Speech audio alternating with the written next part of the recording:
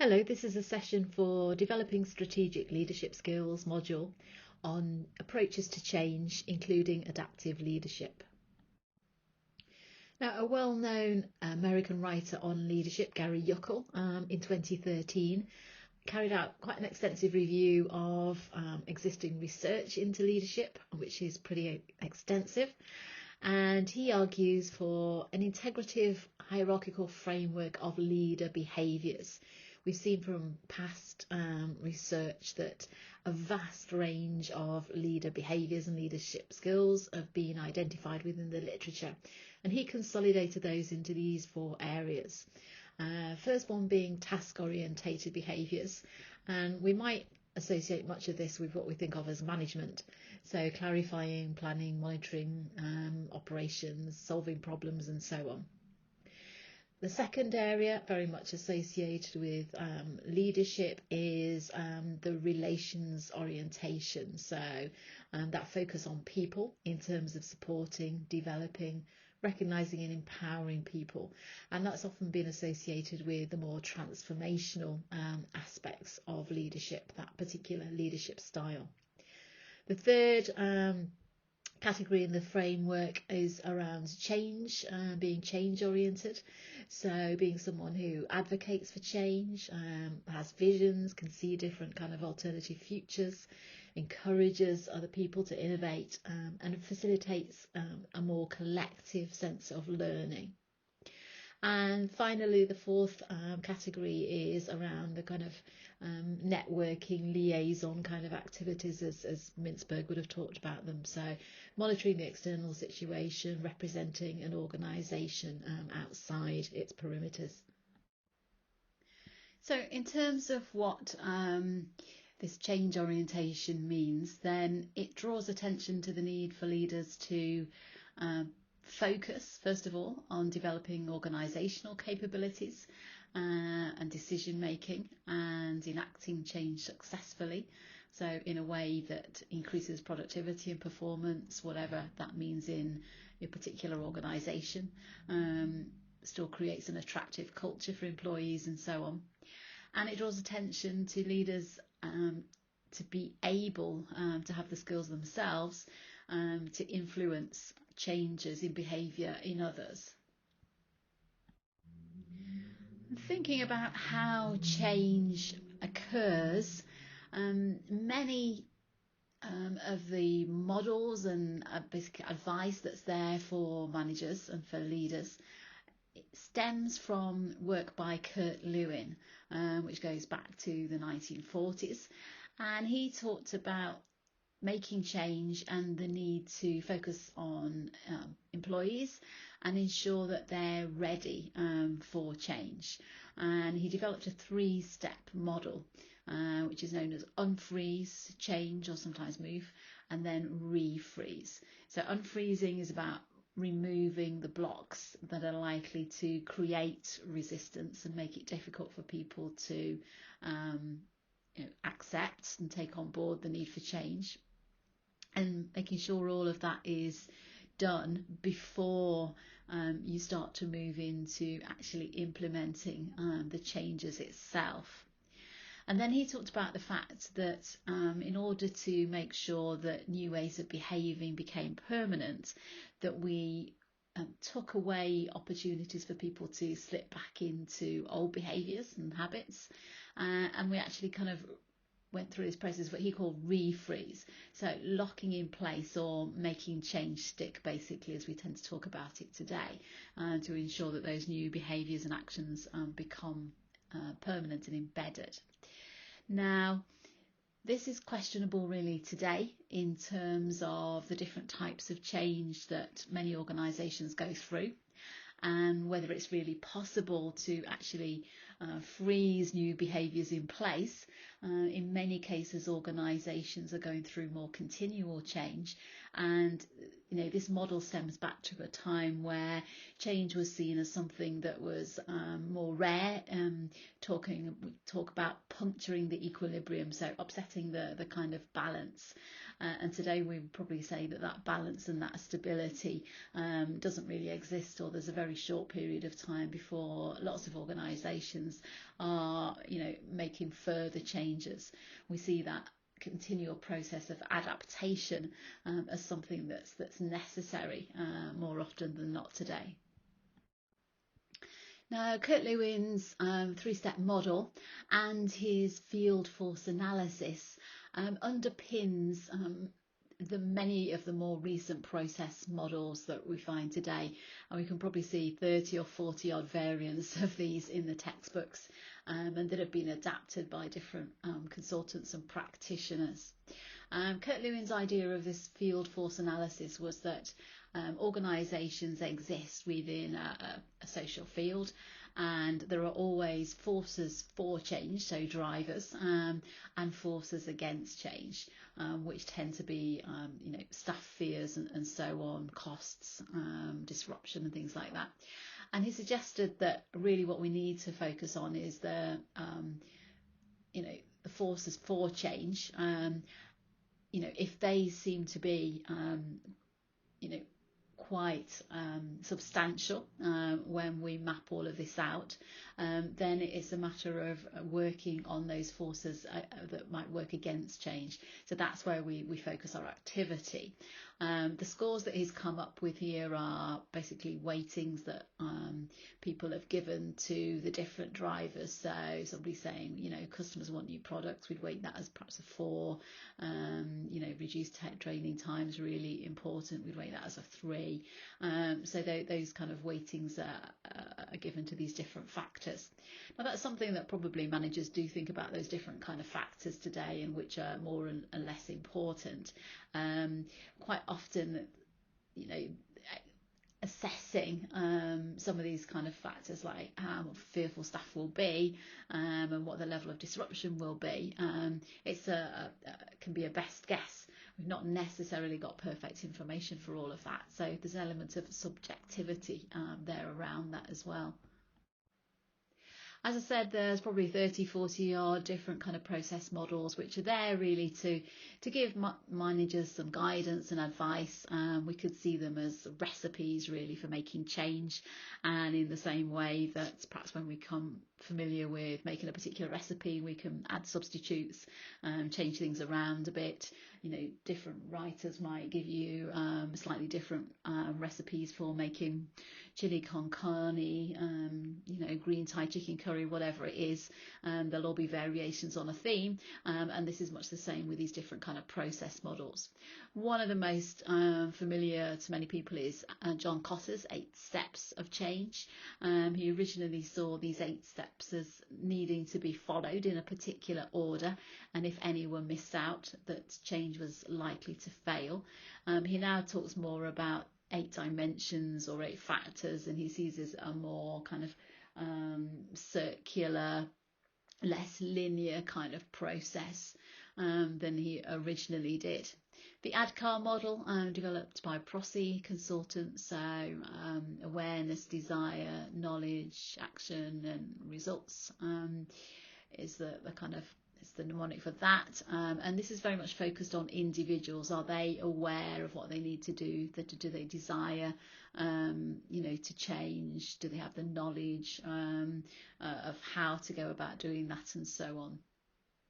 And Rosbeth Moss-Kanter's 7 Steps, another quite popular one.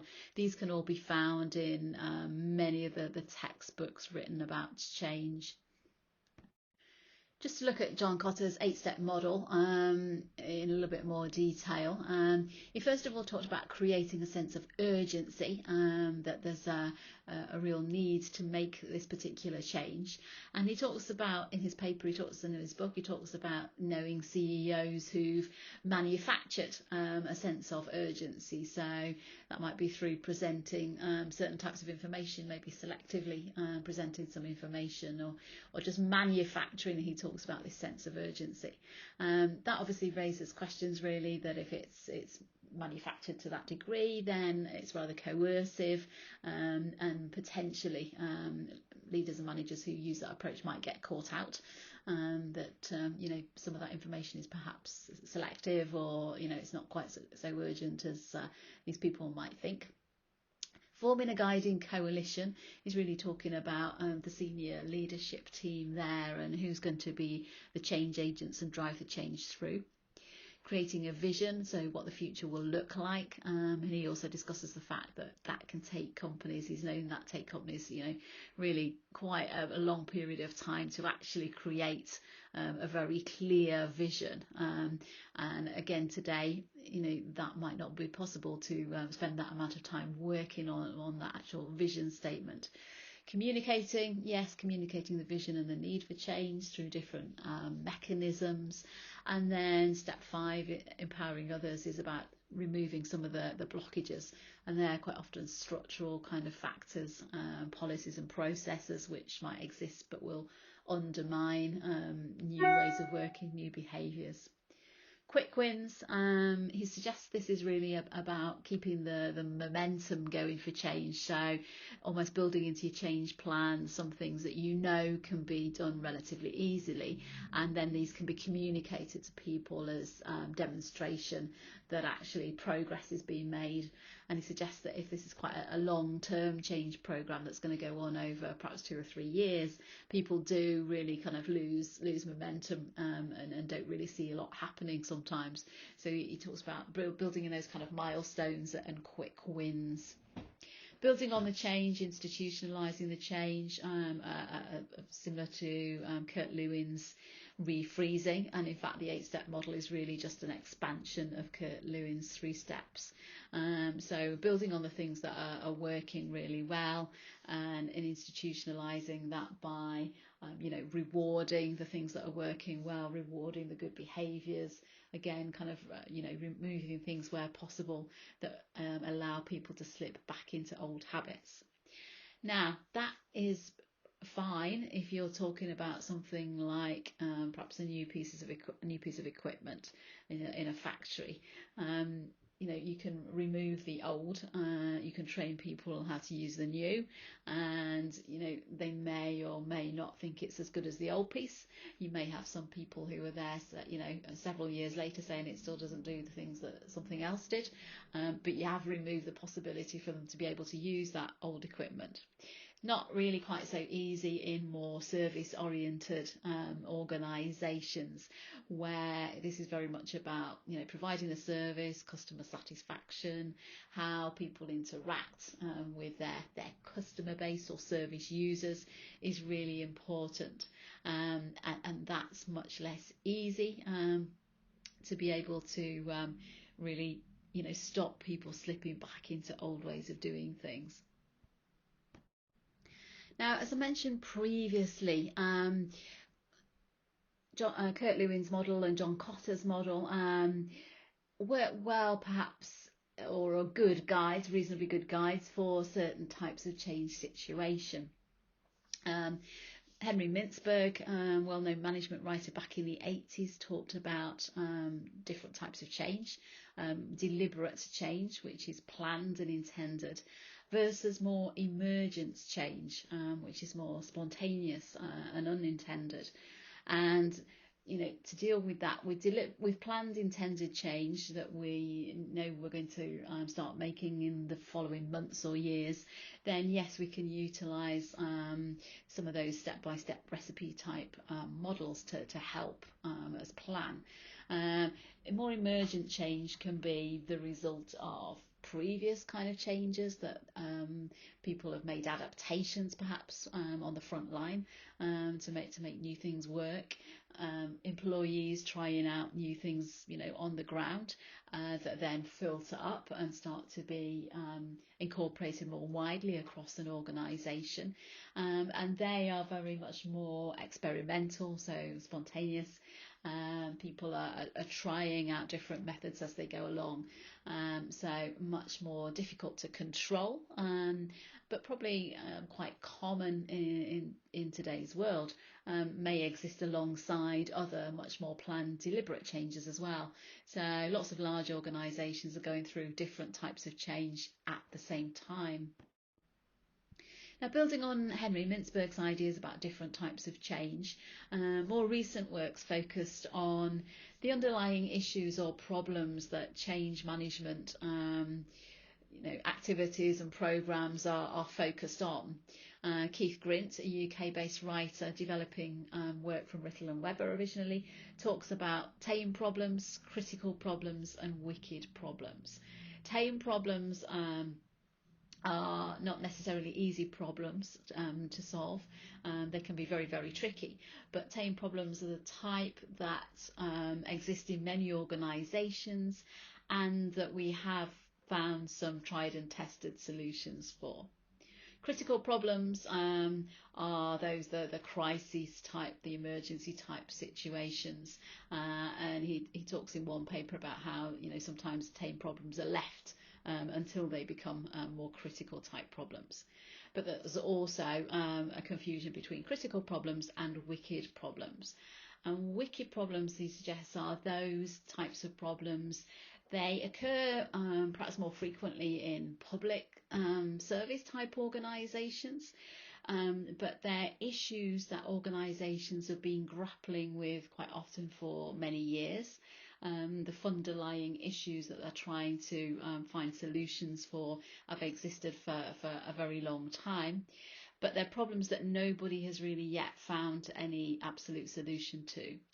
And they're also the types of problems that morph or adapt once you actually start to try and do something, once you start to kind of make some kind of intervention and improve a situation. You find you change the situation by doing that, and things continue to evolve.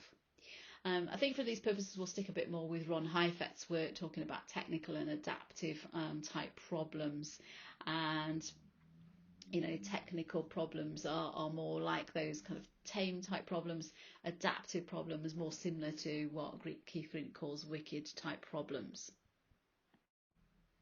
So hopefully you've had a chance to look at the short video by Ron Heifetz where he's talking about these different types of problems, and he discusses what leaders need to uncover when they're dealing with situations, where they've tended to go wrong in the past when dealing with adaptive problems, and what the role of leaders is, which is very different really from leading from the front, or driving things through in the same way as it might be with other types of change program related to more technical type problems.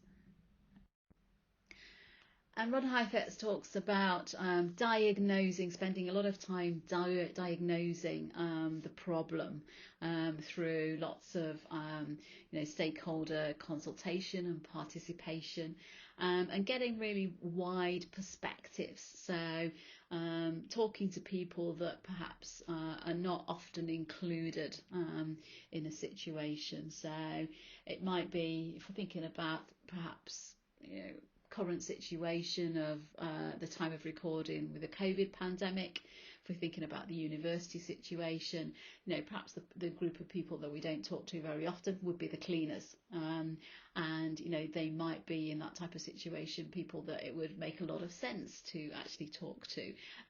They move around the whole building, and they see an awful lot about what's going on. So it's thinking about those type of people, stakeholders who are not necessarily thought about when it comes to consultation and stakeholder participation. He talks about the need to interpret why things are happening, and actually about making some guesses, generating some hypotheses as to what might be going on, and also some potential actions. What can we do next? And there's a big element of thinking about what we might do, and trial and error, really experimenting in the sense of what we call shared purpose. So our shared purpose is to achieve this. We have a discussion about things. We identify some things that we might be reasonable actions to take and to try, and we try those out. We might try them in one area, in a small area to begin with, and pilot those things, and then reflect and build from there. And he talks a lot about getting onto the balcony and off the dance floor. And to me, that's that analogy of thinking a little bit about being in a nightclub. If we stand down there, not that I've done that for many, many years, if we stand on the dance floor, our perspective is limited to perhaps those groups of people who are quite close to us and around us, and maybe a group that we're in conversation with. If we go up, the stairs and stand over on the balcony and look over, we see that, we see the patterns. We see, perhaps if we stand there for quite a while, we see the people who hop around from group to group. So who are the people who are really connected? Who do they, who do they talk to? Where do they go to from one group as they move around to another? What are the different kind of dynamics that are going on? So we see much more by kind of taking that back step and taking a bit of a helicopter view, as we might say. Another approach that sort of fits alongside some of this is what's known as a more positive kind of psychological approach. There's a lot of talk about positive psychology and working with what's working well today. An appreciative inquiry is one of those approaches. David Cooper Ryder's work key there. And to some extent, it has a rather organisational development, a little bit jingoistic kind of terminology associated with it. But he talks about defining topic areas to work on. So as part of group discussion, actually working out what is the thing that we're actually going to be kind of focusing on to perhaps try and improve a situation. And then a process that he calls of discovery. And that's about, rather than asking what can we do better, it's around saying what do we do that works really well? Where are we getting good results in this organisation with these types of service users, customers, whatever. So what's already working? And by focusing on the positives, it's suggested it's almost implicitly you work out some of the things that are not working so well. And you build on, you think about extending and adapting the positive actions, the actions that are already working. And that's related to this kind of sense of dream, thinking about this kind of overall vision and what you might want to happen. And then designing interventions in a more positive way, focusing on those kind of things that are working really well and how they might be adapted and expanded out to improve things overall. So far we've talked about the fact that there might be plans change, there might be more spontaneous emergent type change. We've got some models, some kind of recipes that can help guide managers and leaders if they're making change, but that also today we're increasingly likely to encounter different types of issues and problems, and that they may well need a different kind of approach. Those traditional process models are not necessarily going to generate the results that we want. And in fact, it's fair to say that a lot of writers within the literature talk about the low success rate with change programs. So Beer and Nareer here, despite some individual success, change remains really difficult to pull off. Few companies managing it. And they talk about the fact that many initiatives have this low success rate. And that's supported by a number of writers. So Giardini and colleagues, around 2/3 of major corporate transformations fail. Eisen and colleagues saying, less than 40% succeed, and this figure even may be optimistic. So it doesn't really bode that well. It suggests, if we're talking about major change programs, that either people are not following some of the kind of guidance that's there, or that guidance isn't really working and isn't really helpful. But there is another perspective on this, more critical, what we might call more critical evaluative kind of writers. Mark Hughes is one who spent a very long period of time in his career looking into change management, and he questions quite a lot of this research that suggests such low success rates with change. He says, actually, I've been really, really in depth through all the existing literature, and although a number of writers state this, I can't really find their evidence. They don't tend to provide that much evidence that backs this up. And he talks about John Cotter's book about change management actually has, really no other references in it. Now, that's fine. In many ways, it might be written for practitioners, and it's written from his many years of experience of working with large corporations. But it does raise those kind of questions as to, where do these kind of stats actually come from? And how are people judging what is success in a change program? Is it when all the objectives right at the start are not seen to come through in the end? But might it be right that organisations have adapted as they've gone along? That's one thing to consider. Now, there are a number of blocks to successful change, it's fair to say, identified within the literature. This next couple of slides is adapted from a book by Colin Carnell and Room Toddenham By, and they talk about perceptual blocks, so people's difficulty in really identifying the real problem, falling into kind of stereotype, seeing what they expect to see, not really getting enough different perspectives on a problem, sometimes almost having too much information, the opposite, and not using all our senses to gather data, so not looking, not listening and hearing as we might do. The emotional blocks, lots of attention to, employees' kind of fears, but also managers' fears of risk and failure as well. Inability perhaps sometimes of people to sleep on the problem, countered by some who tend to procrastinate and think about it too much. So a range of emotional blocks.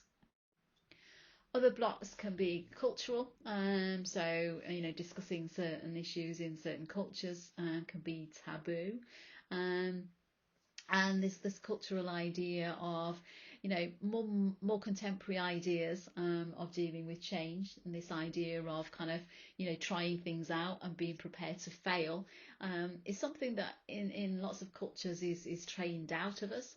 This kind of playing with something and giving it a go isn't something that we've always been encouraged to do in all organisations. We tend to expect that leaders have answers, that there's a right way to do things and a wrong way, and we should be getting things right more from the start.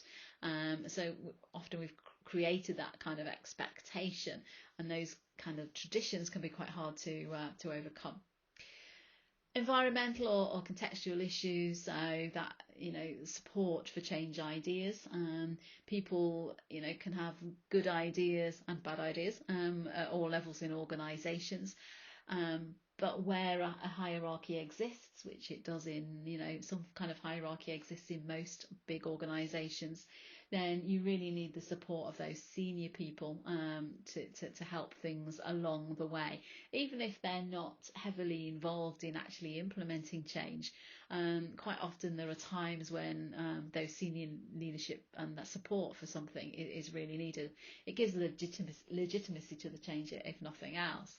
And so that lack of support and engagement from senior people can be problematic. People being unable to accept criticism, poor kind of cultures, low trust in a culture. If we've got bosses who think they've got all the answers, or inflexible strategies, they can be blocks to change as well.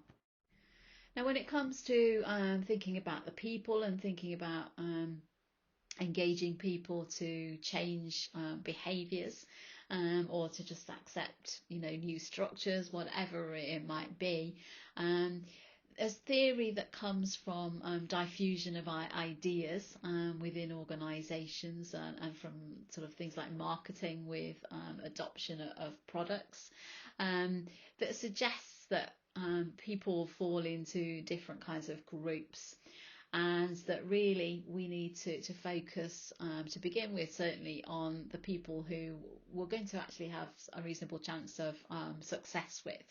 So if we put a huge amount of effort in trying to convince everybody, then some of that effort basically may be wasted. So we've got people who are at the top end, the visionaries, the enthusiasts, who are much more likely to get on board, as we might say, with a change idea than others, followed by people who are then in the kind of mainstream and will adopt, and then the group who are the real resistors, and they may be resisting several years later. So we've got people who are innovators, who drive change, come up with ideas, might be quite well respected. Sometimes the dream realizers, or in Belbin terms, maybe the plants, with lots of different ideas. Then we've got the early adopters who embrace new ideas quite quickly, got a strong sense of self-efficacy, a belief that it will work and that they can do it. So they like to be at the forefront of trying out ideas. And then we've got the more kind of pragmatic people who, once they start to see some of those people, doing things and it works, that product works, that equipment works, seems to be a great idea, they start to get it on board and start to help this idea, this change, start to be embedded really, to give it a bit more mass appeal, as it says on the chart here.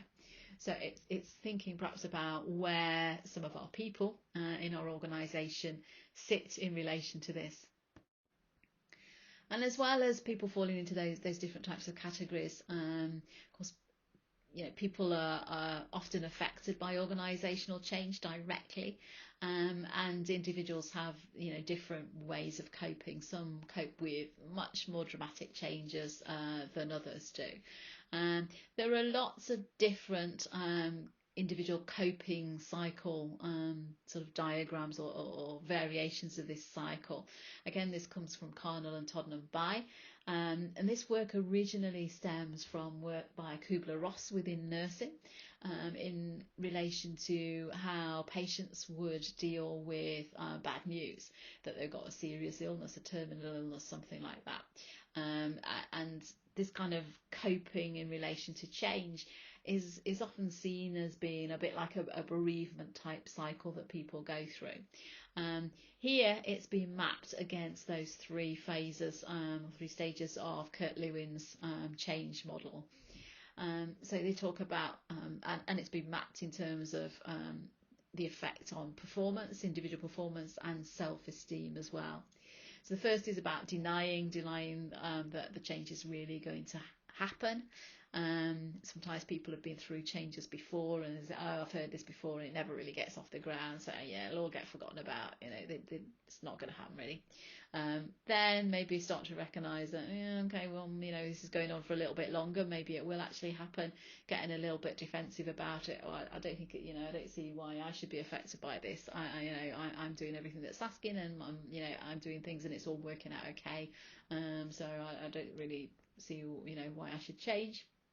And then as a bit more time goes on, starting to realise that actually reality kicks in. I do need to discard or stop doing these things. And it's at that point often that performance really drops, and the person's self-esteem really drops as well.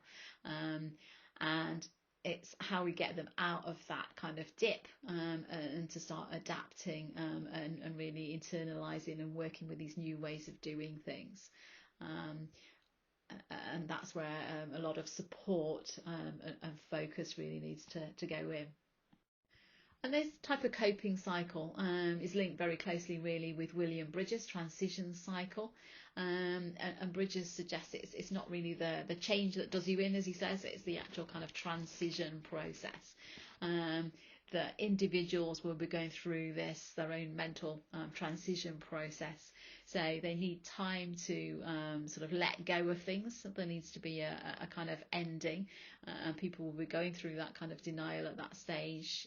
Probably quite shocked. They might be angry about certain types of changes, and then eventually they come down into a more neutral zone, and we need to try and kind of get them out of that more neutral zone and start to be more positive about things, get more hopeful about things. But he talks about the whole gambit of emotions really that people can go through. And researchers have suggested that these type of transitions, or the individual coping cycle, it's very individual. It depends also on the type of change, people's history of change, if they've been in an organisation a long time, and then, if they've gone through change previously and there's a legacy perhaps of poorly managed change. All those different things will impact on how they react to it. But individuals can go through a change cycle in relation to reasonably major change within either a few hours, or it takes them about 7 years to get there. So quite a range there. Orig psychologist suggests that resistance to change is actually a personality trait, a fairly stable personality trait, and developed a resistance to change scale to measure that, and found that there was a positive and significant relationship between the score that individuals got on is change index, and their actual behaviour and their affective state, so their feelings, their kind of emotions that they displayed. So, how they felt towards things and whether they actually resisted the change or not. But suggested that, that's a part and parcel of the issue, but, the issues within the context are going to play a role. So the level of trust that exists, for instance, in a management team, it is going to have some impact on that. Interestingly, he found that increased information that was given to people actually resulted in worse evaluations of change and more willingness to resist. And every change model we come across talks about communication and the need for information, and that raises questions really as to, well, how much is too much. Often we talk about the timing of change, perhaps giving quite short, quite clear kind of indications to begin with of any major change, and then remembering that we've got to really keep repeating that and tailoring that information to individuals. But how much is too much? And getting that timing right is another tricky issue to be tackled. We've talked quite a bit about resistance, as I say, just now, and much of the literature talks about resistance. I think we should probably also say that staff, employees don't always resist change. There's a tendency to indicate that everybody does. Sometimes people are crying out for change. They see that things need to change, and they really want it. They might not always be happy with what's done to address that need, but not everybody resists all the time. And Edgar Schein's work also suggests that we need to try and use any fears that individuals have in a more productive way. And he suggests that actually, change is about learning new ways of doing things, and a lot of learning is a little bit coercive. And he says that's especially the case in corporate change. We need to kind of create conditions really to kind of give people the impetus to actually kind of learn those new behaviours. And he suggests that there are two forces at work when people do need to learn new ways of doing things. There's a survival anxiety. So, am I going to lose my job, and what's going to happen if I don't make these changes? But there's also often a learning anxiety. So, will I be able to do this? I'm skilled at what I do now. I'm quite comfortable. What if I fail? Am I going to be exposed? I'm going to be seen as incompetent. And he actually suggests we actually need that survival anxiety to be a bit higher than the learning anxiety. So people need to kind of be a little bit more focused on, what if I don't change? And I've really kind of got to do this and got to overcome these fears, to make headway, basically. And when it comes to thinking about how we persuade people to change behaviour, and how we communicate changes and behavioural kind of alterations, a sociological kind of perspective on this is given by Jenny Cross in a TED talk, which has been viewed very, very many times, on the 3 myths of behaviour change. And that's a TED talk that can be easily found via Google. on YouTube, and she uses sort of environmental kind of issues and changing behaviour in relation to environmental issues. But she says some quite interesting, she gives some quite interesting points about how we use social norms, things like that, how advertising can kind of work and how messages can be, much more influential or not, how people don't necessarily know what motivates them is an issue. That sounds astonishing, but if you ask people what motivates them, it's actually quite different to then what they actually do in terms of their behavior. And we can see some similarity between her suggestions and Thaler and Sunstein's nudge theory, nudge techniques, and nudges being used by our government and other governments in terms of the Behavioural Insights Unit, and to tackle lots of kind of widespread societal type issues. And there was debate about this in The Guardian recently about using these kind of nudge techniques in relation to tackling coronavirus. So in summary, there are lots of different types of problems or issues that organisations are trying to deal with today, and that result in some kind of change programme. And these different types of change, I think, or I would suggest, need to be thought about and thinking about the types of approach that we might use. And those approaches might be different. We might use one approach in relation to one type of change, and a rather different approach in terms of relation to another. It's fair to say that making even small scale change is rarely easy. People do tend to get in the way, and even if they don't necessarily resist things, we need people to make that psychological transition and to support them through that. There's a lot of writers talk about the poor success rate of change. There's a podcast which you can find via kind of Spotify and Apple Podcasts and things, a World of Work podcast with Dr. Mark Hughes, who really challenges all of that. But leaders, senior managers, middle managers, and HR people all have a role to play in ensuring successful implementation. There was some work done by a guy called Hui, H-U-Y, of a major transformational change program, and he was actually embedded in that organisation for about 5 years. Incredibly rare for research work to see that through. And he focuses very much on the role of middle managers and the kind of emotional work, emotional management work that they do with their employees to really support that change over such a long period of time. So it's a great piece of work and quite interesting.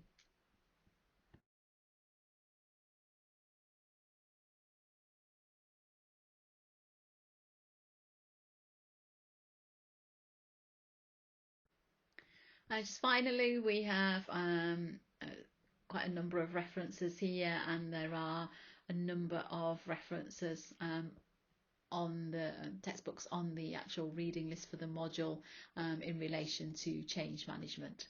Thank you for listening.